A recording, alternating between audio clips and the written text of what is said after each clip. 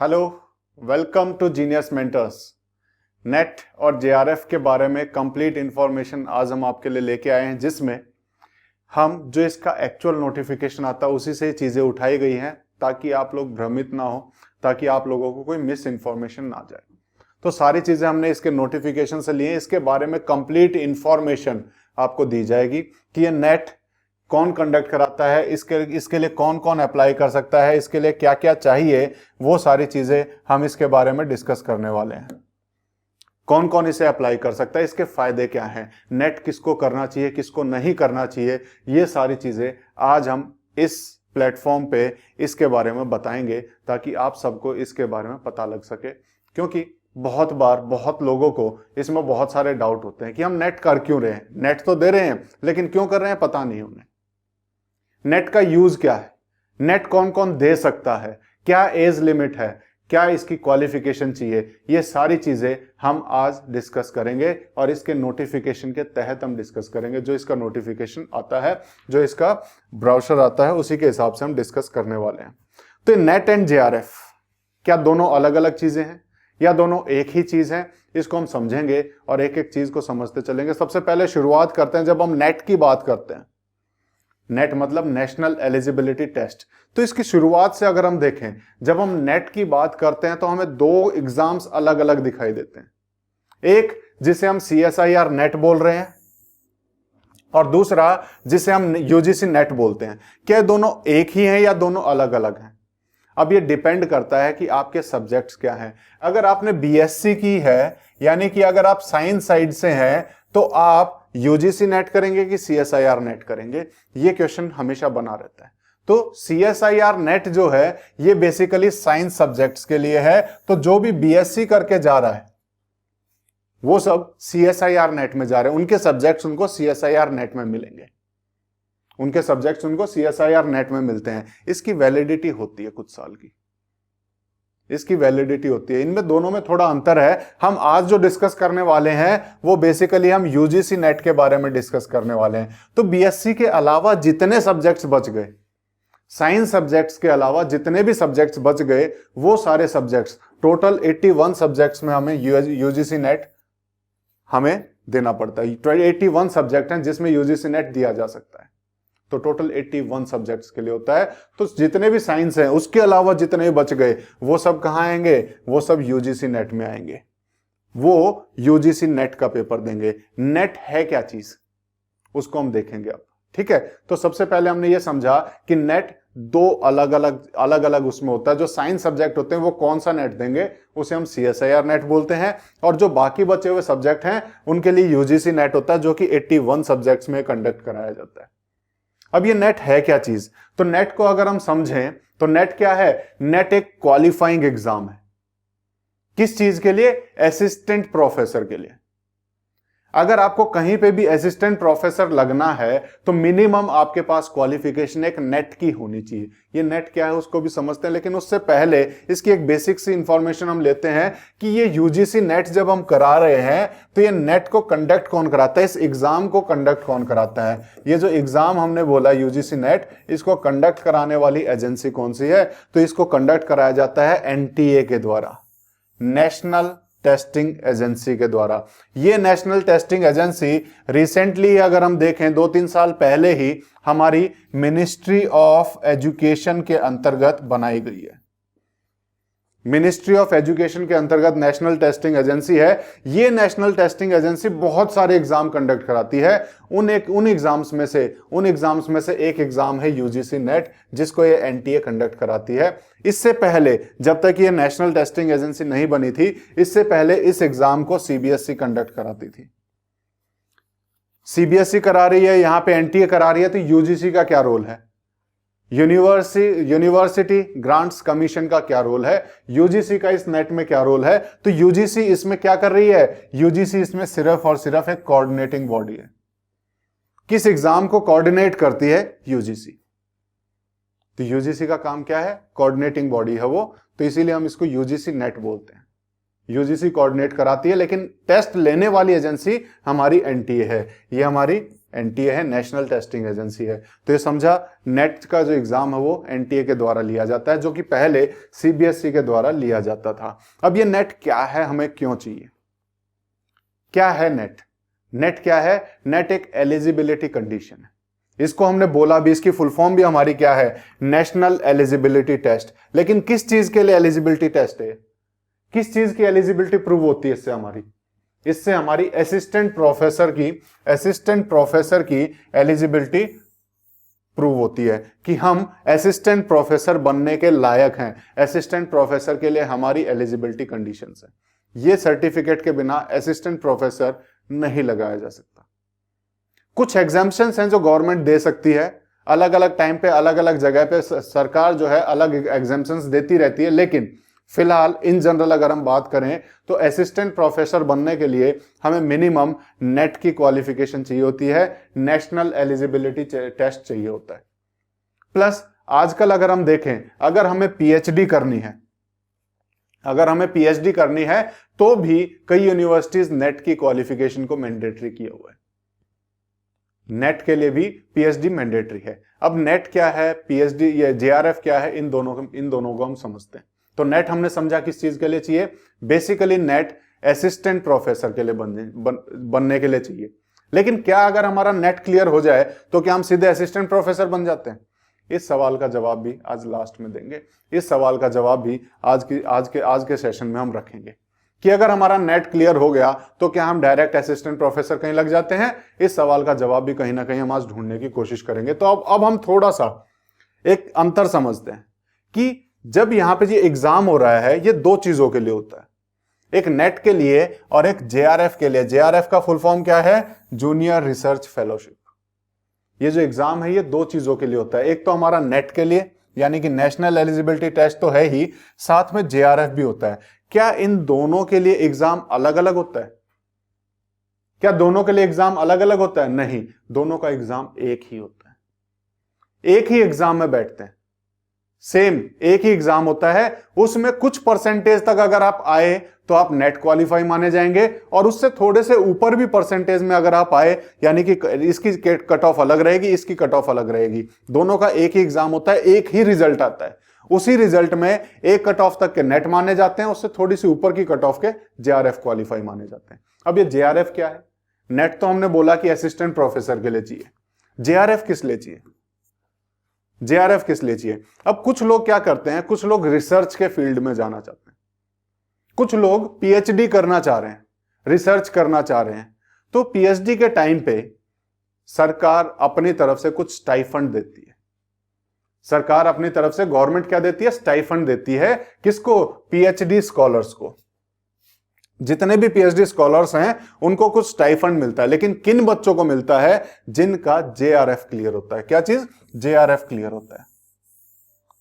Net वालों को stipend नहीं देती है। यूनिवर्सिटी अपने लेवल पे देना चाहे तो यूनिवर्सिटी दे सकती है, लेकिन गवर्नमेंट किसे देती है? गवर्नमेंट सिर्फ उन्हीं को जेआरएफ, उन्हीं को वो देती है स्टाइफंड जिनका जेआरएफ क्लियर होता है। इसकी थोड़ी सी अहमियत भी बढ़ जाती है। जो अपने आप को बताता है कि जेआरएफ क्लियर है, उसकी अहमियत भी बढ़ जाती है। ये चीज हमेशा ध्यान रखना, ये चीज हमेशा इसमें ध्यान रखना, ठीक है? तो ये चीज हमें पता होनी चाहिए कि जेआरएफ किस चीज के लिए है? स्टाइफंड के लिए। कितना स्टाइफंड मिलता है? अब ये क्वेश्चन बहुत लोगों ने पूछा कि अगर मान लो हमारा जेआरएफ हो जाए तो हमें जेआरएफ मिलना कब से शुरू होगा, हमें कितना मिलेगा? ये क्वेश्चन भी बहुत लोगों ने पूछा है। तो इसका भी जवाब हम आज देंगे, टेंशन मत लेना। ये आपके लिए कंप्लीट इंफॉर्मेशन होने वाली है। यहां पे जेआरएफ अगर हम देखें तो 31,000 हमें जेआरएफ मिलता है। 31,000 पर मंथ, साल का नहीं है ये हर महीने मिलता है। और सिर्फ 31,000 नहीं है, 31,000 के साथ साथ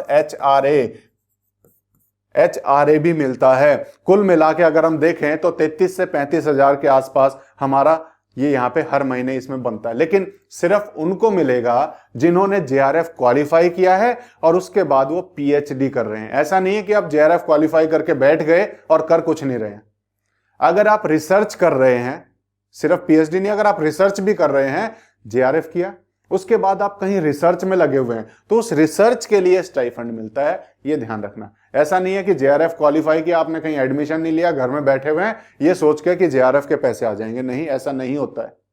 जेआरएफ के पैसे तभी मिलते हैं जब आप किसी न किसी रिसर्च में लगे होते हैं, जब आप पीएचडी कर रहे होते हैं। ठीक है, तो कितने मिलेंगे? इतने मिलते हैं 31,000। और क्या इतने ही मिलेंगे? नहीं, 2 साल के बाद ये अमाउंट बढ़ जाता है और 2 साल के बाद ये 31,000 बढ़ के कितना हो जाएगा? 33,000 हो जाता है।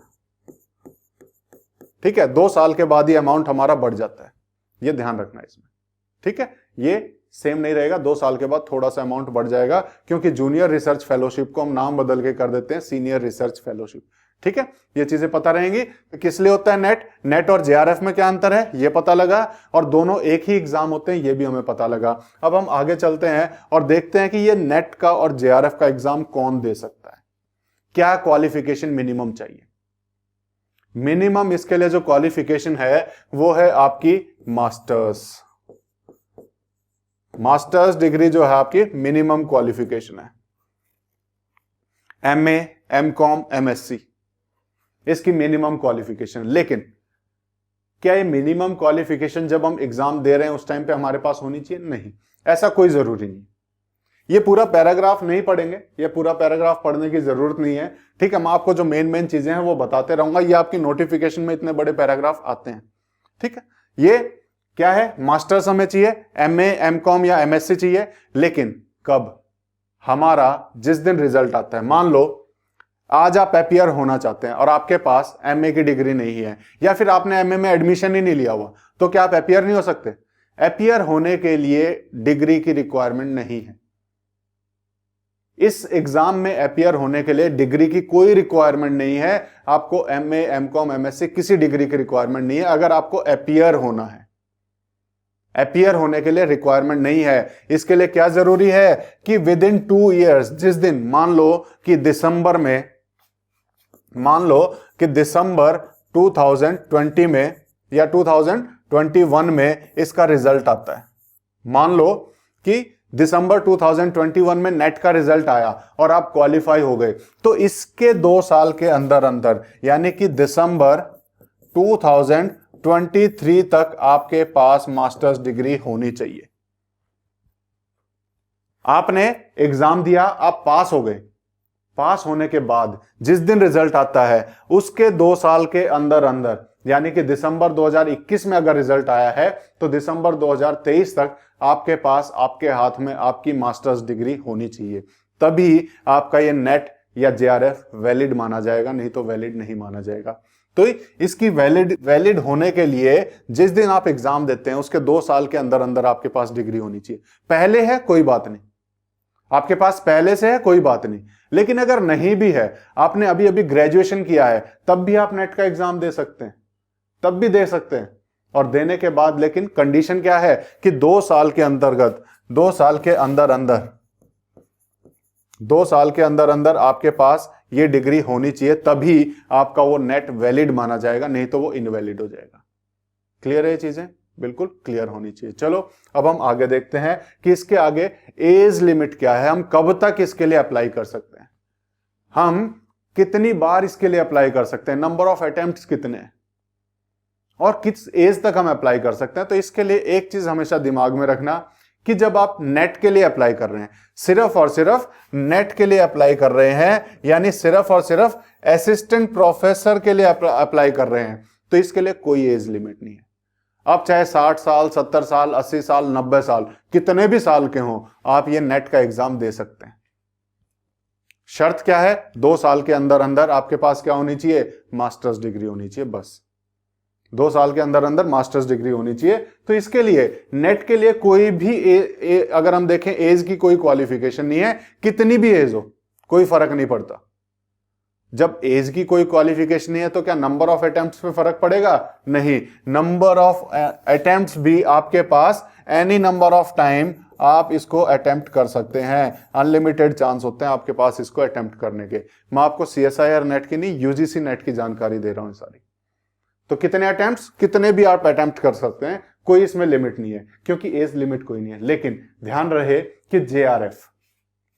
जो आपने जूनियर रिसर्च फेलोशिप बोली, वो जेआरएफ के लिए एज लिमिट है। नेट के लिए कोई एज लिमिट नहीं है, लेकिन अगर आपको जेआरएफ के लिए अप्लाई करना है, जूनियर रिसर्च फेलोशिप के लिए अप्लाई करना है, तो उसके लिए एज लिमिट है। क्या है, हमने इस साल अगर हम देखें 2021 में जो हमारा जो लेटेस्ट, जो हमारा पिछला जो जिसका अभी एग्जाम हुआ, जिसका रिजल्ट के सभी लोग वेट कर रहे हैं, इसमें अगर हम देखें, इसमें एज लिमिट 1 साल बढ़ा दी, 31 कर दी। इससे पहले 30 साल होती थी। इससे पहले ये एज लिमिट 30 साल होती थी, लेकिन इस साल इसी एज लिमिट को बढ़ा के कितना कर दिया गया, 31 साल। क्यों? क्योंकि कोरोना के कारण बीच में इन्होंने एक एग्जाम लिया भी नहीं था, और कोरोना के कारण 1 साल का रिलैक्सेशन इन्होंने दिया। तो जेआरएफ की एज लिमिट नॉर्मली पिछले साल तक 30 साल होती थी। इस साल से इन्होंने 31 साल कर दी है। किसके लिए? जनरल कैंडिडेट्स के लिए। यहां पे लिखा हुआ है this age limit is applicable for current examination only. तो जब भी नया नोटिफिकेशन आएगा तो उसमें हमें पता लग जाएगा कि इसकी एज लिमिट क्या है। एज लिमिट इन जनरल अगर हम देखें 30 साल की होती है। किस चीज के लिए? जेआरएफ के लिए। लेकिन इस साल ये 31 थी। और इसके अलावा रिलैक्सेशन भी है, कुछ कैटेगरीज को रिलैक्सेशन भी दिया गया है। किस किस को हम देख लेते हैं। तो किस किस को अगर हम देखें, ओबीसी, एससी, एसटी, आपके फिजिकली अगर हम देखें डिसेबल्ड जो हैं उनको, देन थर्ड जेंडर, इन सब को 5 साल का रिलैक्सेशन है। यानी नॉर्मली 30 साल है, तो ये सब जेआरएफ के लिए अप्लाई कर सकते हैं 35 साल तक। इसके अलावा कुछ कैटेगरीज और हैं। इसके अलावा अगर हम देखें तो कुछ कैटेगरीज और हैं, जैसे वुमेन कैंडिडेट्स, वुमेन एप्लीकेंट्स, यानी जनरल में होते हुए वुमेन कैंडिडेट्स जो हैं वो 35 साल तक जेआरएफ के लिए अप्लाई कर सकते हैं। ध्यान रखना, इसमें कई बार कंफ्यूजन रहता है। कई वुमेन्स को इसमें कंफ्यूजन है कि 35 साल तक है कि नहीं उनकी एज लिमिट। हां, जनरल कैटेगरी में होते हुए भी एज लिमिट 35 है वुमेन कैंडिडेट्स की। सभी वुमेन कैंडिडेट्स 35 साल तक जेआरएफ के लिए अपीयर कर सकते हैं। उसके साथ साथ अगर हम देखें और भी रिलैक्सेशन कुछ कैटेगरीज को, जैसे जिन्होंने एलएलएम किया हुआ है, जिनके पास एलएलएम डिग्री है, उनको 3 साल का रिलैक्सेशन दिया हुआ है, यानी कि वो 33 साल तक। मैं इस एक्सेप्शन को लेके नहीं चल रहा। अगर 31 मान रहे हो तो 34 कर लेना। मैं 30 मान के चल रहा हूं सभी की कि 30 साल जेआरएफ होती है। क्यों? ये सिर्फ एक्सेप्शन था इस साल के लिए। ये सिर्फ एक्सेप्शन था क्योंकि इसमें लिखा हुआ already applicable for current examination only. 1 साल का रिलैक्सेशन दिया हुआ था सभी को। ठीक है, इन जनरल 30 साल होती है, तो 30 + 5 35 हो गई इन सब कैटेगरीज के लिए। और यहां पे एलएलएम वालों के लिए कितनी हो जाएगी? 33 साल हो जाएगी। प्लस उसके बाद जो एक्स सर्विसमैन है, जितने भी एक्स सर्विसमैन है उनको भी 5 साल की छूट इसमें मिलती है। एक्स सर्विसमैन को भी 5 साल की छूट इसमें मिलती है, ये भी इसमें ध्यान रखना। तो ये हमारे एज रिलैक्सेशन के हमारे देख लिए हमने क्या क्या क्राइटेरियाज हैं। पर ऐसा नहीं है कि अगर आप 2 को क्लब कर दो तो क्या हमारी ज्यादा हो जाएगी। यहां साफ साफ लिखा हुआ है age relaxation on above grant shall not exceed 5 years under any circumstance. किसी भी सर्कमस्टांस में 5 साल से एक्सीड नहीं कर सकती एज रिलैक्सेशन। मैक्सिमम जो 35 साल का है वो ही जेआरएफ के लिए अप्लाई कर सकता है। ठीक है, ये चीज ध्यान रखना। ऐसा नहीं है कि कोई ओबीसी में और एक्स सर्विसमैन में है तो 5 साल यहां 5 साल यहां 10 साल, ऐसे नहीं जुड़ते। इसमें बाकी एग्जाम्स में जुड़ते होंगे लेकिन इसमें नहीं जुड़ते। इसमें मैक्सिमम 5 साल है। क्लियर है? ध्यान रहेगा। असिस्टेंट प्रोफेसर अनलिमिटेड ईयर्स, और यहां पे जेआरएफ के लिए 30 साल प्लस 5 साल का रिलैक्सेशन है कुछ कैटेगरीज के लिए, वो हमने डिस्कस किया। और नंबर ऑफ अटेम्प्ट्स हमने देखा कि कितने भी अटेम्प्ट आप कर सकते हैं, अनलिमिटेड अटेम्प्ट्स हमारे पास अवेलेबल हैं। अब जब फॉर्म भर दिया उसके बाद हमारा अगला क्वेश्चन आता है कि जो हमारा एग्जाम आएगा वो किस मीडियम में होता है। तो वो होता है हमारा इंग्लिश और हिंदी दोनों मीडियम में। तो आप कोई भी चूज कर सकते हैं, इंग्लिश भी हिंदी भी।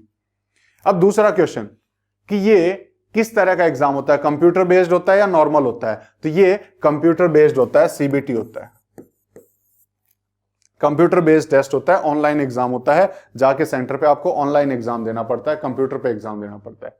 ठीक है, पहले होता था फिजिकल, लेकिन अभी ये भी ऑनलाइन होने लग गया, तो ये भी ऑनलाइन है, ये ध्यान रखना। अब उसके बाद दूसरा क्वेश्चन जो हम पूछते हैं कि इसका पैटर्न क्या है, कि एग्जाम होता कैसे। जो हमने 81 सब्जेक्ट बोले, अब टेस्ट में क्या क्या आता है, टेस्ट कितने होते हैं, कितने पेपर होते हैं, वो सारी चीजें अब आपको यहां पता लगने वाली है। ये बेसिकली एक ही पेपर होता है, यूजीसी नेट और जेआरएफ के लिए एक ही पेपर होता है, और वो पेपर कितने का, 3 घंटे का होता है। एक पेपर होगा 3 घंटे का, लेकिन 2 हिस्सों में डिवाइड होता है, जिसको हम पेपर 1 और पेपर 2 बोलते हैं। 2 हिस्सों में डिवाइड होगा, जिसको हम बोलेंगे पेपर 1 और पेपर 2। पेपर 1 में 50 क्वेश्चन होंगे और पेपर 2 में 100 क्वेश्चन होते हैं। पेपर 1 में 50 क्वेश्चन, पेपर 2 में 100 क्वेश्चन होते हैं। एक ही पेपर होगा 3 घंटे का, लेकिन ये 2 हिस्सों में डिवाइड होता है, पेपर 1 और पेपर 2। इसमें पेपर 1 में अगर हम देखें तो पेपर 1 में सभी जनरल क्वेश्चंस आते हैं। साइकोलॉजी के आ जाएंगे, मैथमेटिक्स के आ जाएंगे, रीजनिंग के आ जाएंगे, डीआई के आ जाएंगे, इंग्लिश कॉम्प्रिहेंशन के आ जाएंगे। ऐसे कुल मिला के इसके अंदर 10 यूनिट होती हैं। कंप्यूटर के आ जाएंगे इसमें, है ना। तो इस तरह के टोटल अगर हम देखें तो 10 यूनिट होती हैं, हर यूनिट से लगभग 5 क्वेश्चन आते हैं, तो टोटल 50 क्वेश्चन हो गए। तो पेपर 1 में हमारे 50 क्वेश्चन ये आते हैं, सब नॉर्मल वाले, रीजनिंग हो गया, डीआई, मैथ, साइकोलॉजी, तो ये सारे, कंप्यूटर, ये सारे अगर हम देखें टोटल 10 यूनिट है। इन पेपर के बारे में विस्तार से चर्चा हम किसी और एक और लेक्चर आपके लिए लेके आएंगे, उसमें हम कर लेंगे, लेकिन अभी हम सिर्फ पैटर्न जानने की कोशिश कर रहे हैं। इसमें 10 यूनिट हैं, हर एक से 5-5 के आसपास अगर हम देखें तो टोटल 50 क्वेश्चन हो गए, और कितने नंबर का, 100 नंबर का होता है। तो यहां पे ये हो गया। प्लस उसके बाद जो दूसरा पेपर होगा 100 क्वेश्चंस, ये आपके सब्जेक्ट से रिलेटेड होता है। जो भी सब्जेक्ट में आप नेट या जेआरएफ देना चाहते हैं, ये 100 क्वेश्चंस आपके सब्जेक्ट के आएंगे। इन 100 क्वेश्चंस में आपके सब्जेक्ट की नॉलेज चेक की जाएगी कि आप उस सब्जेक्ट के बारे में कितना जानते हैं, तो ये आपके सब्जेक्ट का हो जाएगा। अब क्वेश्चन आता है कि ये 3 घंटे में क्या इनका कोई टाइम डिवाइडेड है? अभी तक कोई टाइम डिवाइडेड नहीं है। आप चाहो तो पूरे के पूरे 3 घंटे इस 50 क्वेश्चन पे दे दो, आप चाहो तो पूरे के पूरे 3 घंटे इन 100 क्वेश्चन पे दे दो, आपकी मर्जी है। कोई टाइम डिवाइडेड नहीं है, इन दोनों में कोई टाइम डिवाइडेड नहीं है। आप कभी इसको चाह रहे हो इसको सॉल्व कर लो, इसमें से अगर आपको ये लग रहा है कि थोड़ी देर अब दूसरा सॉल्व करते हैं, आप इस पे से इस पे जंप कर जाओ, इस पे से इस पे, कोई फर्क नहीं पड़ता। कभी भी कोई भी क्वेश्चन अटेम्प्ट कर सकते हो, क्योंकि ये एक ही एग्जाम है, एक ही पेपर होता है, ठीक है। और इसमें कोई ऐसा नहीं है टाइम लिमिट कि आपको पेपर 1 को इतनी देर में करना है, पेपर 2 को इतनी देर में, नहीं। टोटल मिला के इन दोनों को आपको 3 घंटे में करना होता है। बस ये हमारा क्राइटेरिया, ठीक है, समझ में आया। अब हर एक क्वेश्चन जो होगा इसमें, वो हर एक क्वेश्चन 2 नंबर का होता है। तो 50 प्लस 100 क्वेश्चन, हर एक क्वेश्चन 2 नंबर का, तो ये 100 नंबर का ये हो गया, 200 नंबर का ये हो गया, टोटल 300 नंबर का ये, टोटल अगर हम देखें तो 300 नंबर का ये हमारा पेपर होता है। अब इस 300 में से कितने आते हैं वो आपकी कट ऑफ पे डिपेंड करेगा कि आप क्वालिफाई हुए कि नहीं हुए, ठीक है। तो ये हुआ 2 नंबर के हुए, और हर एक अगर जो आपने सही किया तो 2 नंबर मिलेंगे। लेकिन क्या नेगेटिव मार्किंग है या नहीं? तो इसमें अभी तक कोई नेगेटिव मार्किंग नहीं है। There is no negative marking, इसमें नेगेटिव मार्किंग नहीं है। यानी आप गलत करते हैं तो आपका कोई नंबर नहीं कटेगा। तो इसीलिए इसमें हमेशा 100% अटेम्प्ट करने चाहिए, इसीलिए इसमें हमेशा 100% अटेम्प्ट करने चाहिए। आपके पास टाइम भी कम है तो तुक्के मार के आ जाओ, 100% अटेम्प्ट करने चाहिए, क्योंकि नेगेटिव मार्किंग कोई नहीं है। क्या पता गलती से सही हो जाए तो आपका नंबर ही जुड़ेगा। तो ये भी कई बच्चों को इसमें डाउट होता है। जब मैं नेट का एग्जाम देने गया, हालांकि मैं अपने बारे में बताऊं, मैं ऑलरेडी 4 बार नेट क्वालिफाइड ऑलरेडी हूं, 5वां होने वाला है, और उसके बाद भी 4 जो मैंने किए हैं वो 3 अलग अलग सब्जेक्ट में, मैं 3 अलग अलग सब्जेक्ट में नेट क्वालिफाइड हूं ऑलरेडी। तो यहां पे अगर हम देखें 100% आपको अटेम्प्ट करने चाहिए। मेरे बगल वाले मैंने कई बार देखा, कई क्वेश्चन छोड़ देते हैं, उनको ये डर रहता है कि नंबर ना कट जाए। इसमें नेगेटिव मार्किंग नहीं होती है, तो इसीलिए आपको 100% अटेम्प्ट करना चाहिए। ये डर बहुत है बच्चों में कि नेगेटिव मार्किंग है, कहीं नंबर ना कट जाए। इसमें नेगेटिव मार्किंग नहीं है, क्लियरली लिखा होता है और वहां पे भी लिखा होता है, लेकिन पढ़ते नहीं, हम क्या करें, है ना। तो इसीलिए ये चीज हमेशा इसमें जानकारी रखना। अब उसके बाद हम चलें कि इसमें सिलेक्शन क्राइटेरिया। अब हमारा पेपर हो गया, अब पेपर होने के बाद कौन माना जाएगा कि पास हुआ है कि नहीं हुआ? तो पास होने के लिए तो कट ऑफ में आना चाहिए, लेकिन उस कट ऑफ में आने के लिए जो मैंडेटरी रिक्वायरमेंट है वो क्या है कि आपको मिनिमम 40% नंबर तो लेने पड़ेंगे। मिनिमम 40% नंबर तो लेने पड़ेंगे, यानी कि 300 में से 120 नंबर तो आपके आने ही चाहिए। 300 में से लगभग अगर हम देखें तो कितने पूरे के पूरे हमारे 120 नंबर तो आने ही चाहिए। 120 नंबर आने ही चाहिए, ये हमेशा ध्यान रखना। अब उसके बाद दूसरा कि ये तो है जनरल कैटेगरी के लिए, लेकिन बाकी जो अलग कैटेगरीज हैं यानी कि SC ST OBC या फिर अगर हम देखें PWD या थर्ड जेंडर, इन कैटेगरीज के लिए ये हमने थोड़ा सा रिलैक्स किया हुआ है। इसमें कितना मिलना चाहिए? 35%, यानी कि मिनिमम 105 नंबर तो आने ही चाहिए। 105 नंबर तो मिनिमम इसमें आने ही चाहिए, तब जाके कट ऑफ में अगर आप आएंगे तो आपका नाम आएगा। हम इसको एक एक चीज को हम देखते चलेंगे, एक एक चीज को पूरा एक्सप्लेन करेंगे, टेंशन मत लेना, हर चीज के ऊपर हम बात करेंगे, ठीक है। ये चीज समझना, नहीं समझ में आए कोई बात नहीं, अभी थोड़ी देर बाद फिर हम इसके ऊपर आएंगे और इसको समझने की कोशिश करेंगे। अब मान लो आपके 40% के ऊपर आ गए, अब उसके बाद डिसाइड होती है cut off. Who will win the race, ये रेस जीतेगा कौन, किसका नेट क्वालिफाई माना जाएगा। तो इसमें सिंपल सा क्राइटेरिया है, जो टॉप के 6% होंगे, हर एक सब्जेक्ट के अलग अलग, हर एक सब्जेक्ट के अलग अलग। मान लो कि इंग्लिश है, इंग्लिश में टोटल 100 बच्चों ने एग्जाम दिया है, 100 बच्चों के 40% के ऊपर आए हैं, 100% के ये जो हमने क्राइटेरिया रखा है 120 के ऊपर नंबर हैं, तो उनमें से टॉप के 6 यानी कि 6 बच्चों को हम नेट क्वालिफाई मान लेंगे। क्लियर है? टोटल 6%, जितने भी अगर हम देखें, जितने भी टॉप के 6%, ये क्लियरली लिखा हुआ है, दोनों नंबर, दोनों पेपर के नंबर मिला के, किसके, पेपर 1 और पेपर 2 के नंबर मिला के, जिसके टॉप हाईएस्ट 6% जो लोग होंगे उनको हम क्या बोलेंगे कि आप बधाई हो, आप नेट क्वालिफाई हो गए हो, यानी आप असिस्टेंट प्रोफेसर के लिए क्वालिफाई कर गए हो। आप कहीं पे भी असिस्टेंट प्रोफेसर के लिए अप्लाई कर सकते हो, आपको मिठाई बांटने के हकदार आप हो जाते हैं उस टाइम पे, है ना। तो ये ध्यान रखना कि टॉप के 6% में अगर आप आ गए तो आपका नेट क्वालिफाई माना जाएगा, अगर टॉप के 6 में नहीं आ पाए तो आपका नेट क्वालिफाई नहीं माना जाएगा। बड़ा सिंपल सा रूल है। अगर 100 बच्चे को वो पेपर दे रहे हैं, 100 में से मान लो कि 100 के 120 के ऊपर हैं, तो उसमें देखेंगे टॉप के 6% कितने, जिनके सबसे ज्यादा नंबर हैं, ऐसे 6 लोग कौन से हैं, तो उनको हम नेट क्वालिफाई करेंगे। तो कितने लोग होते हैं क्वालिफाई? सिर्फ 6% लोग क्वालिफाई होते हैं, ध्यान रखना। अब इसमें से अब क्वेश्चन आता है कि JRF कौन होगा, JRF कौन होगा? तो जितने टॉप के हैं उनमें से सिर्फ कुछ परसेंट, ये गवर्नमेंट डिसाइड करती है कि कितनी सीट कितनों को देनी है, हर सब्जेक्ट के हिसाब से ये सीट अलग अलग होती है। JRF की सीट जो है हर सब्जेक्ट के हिसाब से अलग अलग होगी, लेकिन बहुत कम होती है, बहुत कम होती है। तो उन्हीं नेट क्वालिफाइड बच्चों में से कुछ एक जो टॉप के रहेंगे उनका हम JRF क्वालिफाइड मान लेते हैं। जो सबसे ज्यादा नंबर लाने वाले हैं उनका हम JRF क्वालिफाई मान लेते हैं। अब क्वेश्चन पूछते हैं कि ये भी कट ऑफ कैटेगरी वाइज आती है? हाँ, हर एक कैटेगरी के हिसाब से अलग अलग ये कट ऑफ डिसाइड होती है। नेट की अलग होती है कट ऑफ डिसाइड, और JRF की अलग कट ऑफ डिसाइड होती है। हमेशा देखना कि JRF का हमेशा 3 से 4% ज्यादा ही मिलता है नेट से कट ऑफ, ठीक है, ये हमेशा ध्यान रखना। तो ये हमने देखा कि कौन जीतेगा रेस, जिसके मिनिमम अगर हम देखें टॉप में 6% में आना पड़ेगा, तभी आप नेट क्वालिफाइड माने जाएंगे, ठीक है। ये चीज भी हमने देखी। अब उसके बाद इस कट ऑफ को समझते हैं थोड़ा सा, कि हमने देखा कि मान लेते हैं कट ऑफ कि किसी सब्जेक्ट की, इंग्लिश की, हर एक सब्जेक्ट की अलग अलग कट ऑफ आती है।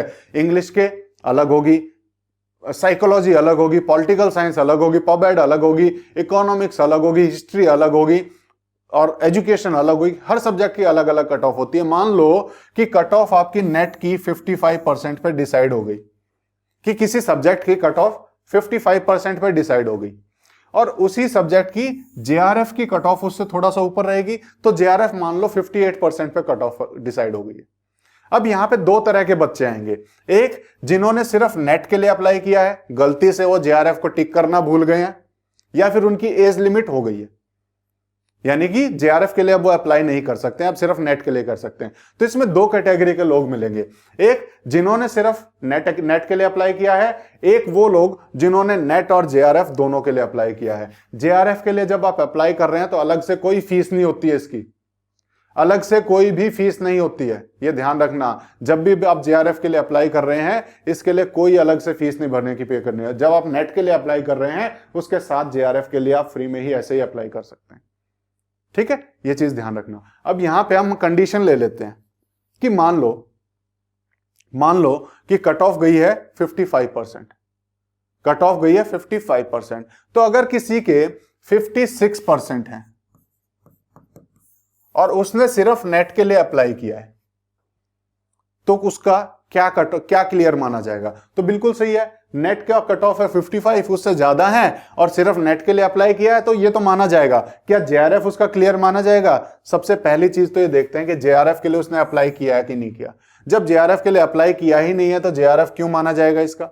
ठीक है, इसका जेआरएफ नहीं माना जाएगा। कि मान लो कि किसी के 60% नंबर आ गए, अब जेआरएफ की कट ऑफ 58% है और इसकी नेट की कट ऑफ है 55%, जेआरएफ की 58 और नेट की 55। लेकिन यहां पे भी दो तरह के कैंडिडेट मिलेंगे, एक जिसने सिर्फ नेट के लिए अप्लाई किया, एक जिसने दोनों के लिए अप्लाई किया।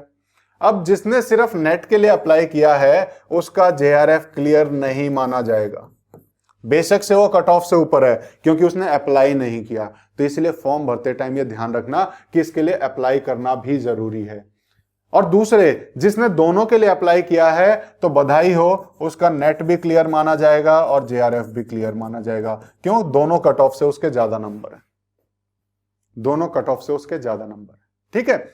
अब इसमें ध्यान रखना कि आपको मिनिमम 40% तो लेने ही पड़ेंगे, आपको कट ऑफ के ऊपर आना है। तो दोनों के मिला के 40% से, क्योंकि हो सकता है कई बार कि आपकी कट ऑफ 40% पे भी आ जाए, क्योंकि वहां पे कैंडिडेट आपको बहुत कम मिलते हैं।